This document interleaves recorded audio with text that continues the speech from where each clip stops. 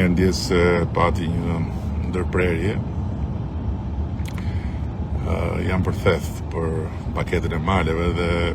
po mendoja që çfarë kanë me paketën e maleve ata që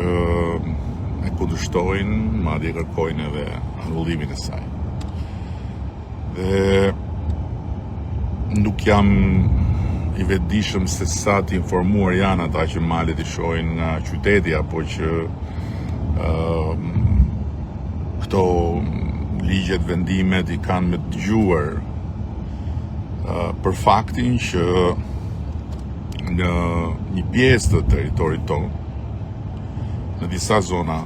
të Shqipërisë, ka një problem me faktin që njerëzit nuk e kanë njohur ligjin e ndarjes tokës në fillim të vitit 90, ligjin 7501, i cili nuk është pranuar për arsye se në vend se të pranohet ajo ndarje proporcionale sipas ligjit asaj kohe, është rënë dakord mes veti, mes banorëve, mes komuniteteve, që ndarja e tokës të bëhet në bazë të trashëgimisë dhe aty ku kanë qenë kufit e vjetër. Dhe në një pjesë të konsiderueshme të këtyre territorëve ka dakordsi, nuk ka konflikt. Pra, trashëgimtarët e kanë tokën.